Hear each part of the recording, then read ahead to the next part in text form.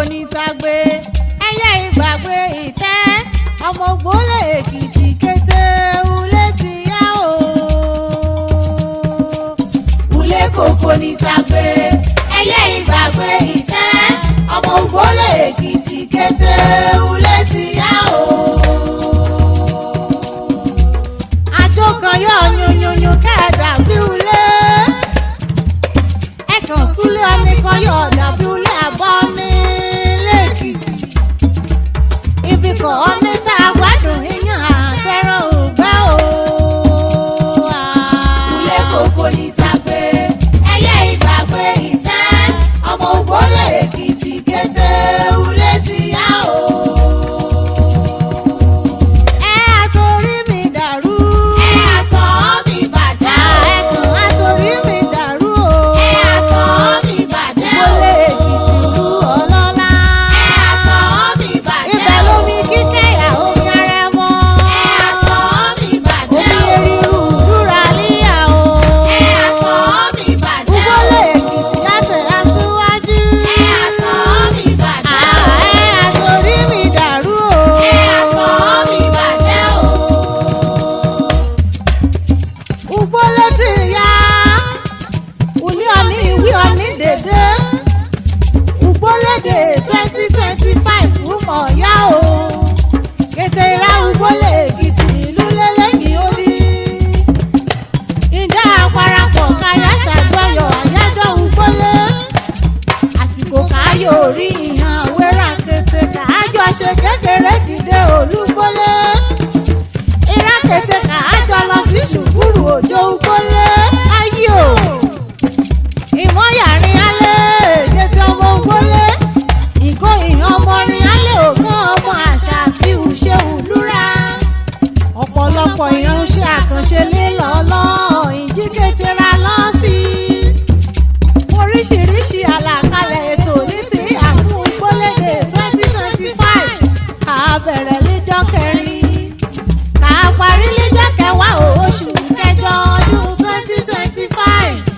Ùjọ ìbílẹ̀ síkọ́ àṣẹlẹ̀ lálẹ́rànràn.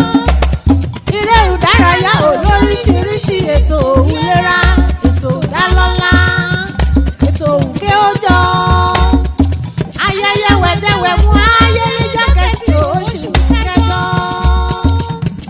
Ẹnjìnìà Olúwabíyì Tóyìn Timothy kọjá PRO Igbole Progressive Union. The director of Ekiti State University, Ota Campus, Ogun State. Ọdẹ iṣẹ́ olùdarí àti apàṣẹ Gate of Knowledge Consult Nigeria. Ọmọ bíbí Àjànà Dynasty. Òun ní wíkìmí àkíkètè ọmọ Igbole. Lórílẹ̀-èdè àgbáyé o.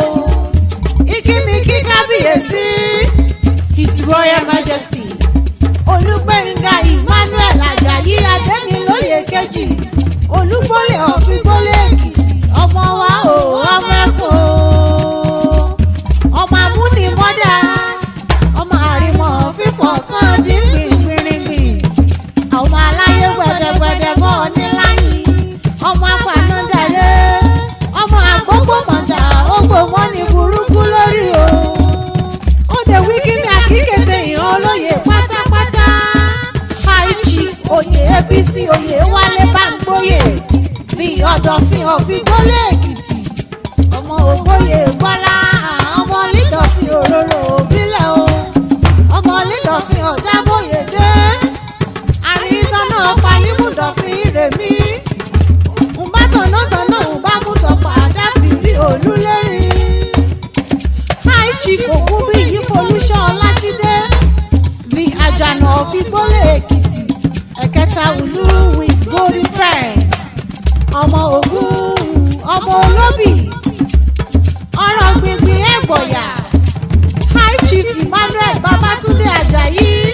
The Àró of Igbole-Ekiti. Ọmọ àró onílẹ̀ ọmọ àti ẹ̀rẹ̀kẹ̀ yọ̀dà o. Ọmọ olókè ọ̀rìn kújàyún. Ọmọ àgbọ̀yìn nílá ìsòsílẹ̀ lẹ́yìn ìkúlẹ́rẹ́. High Chief Fọlọ́runṣọ́ Adéjùgbé. The Ojúmú of Igbole-Ekiti. Ọmọ ọlọ́pàá orí ìjẹ̀húlẹ̀. Ọmọ ọlọ́pàá àárín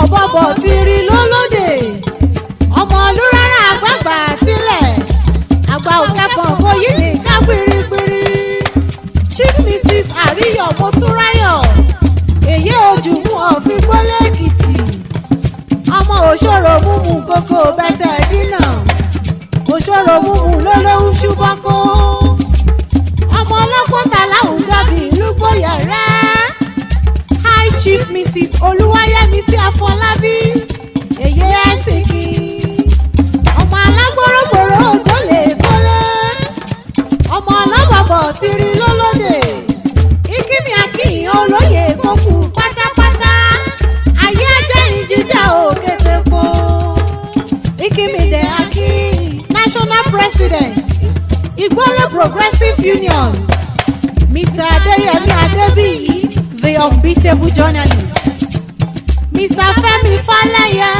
Vice President Igbole Progressive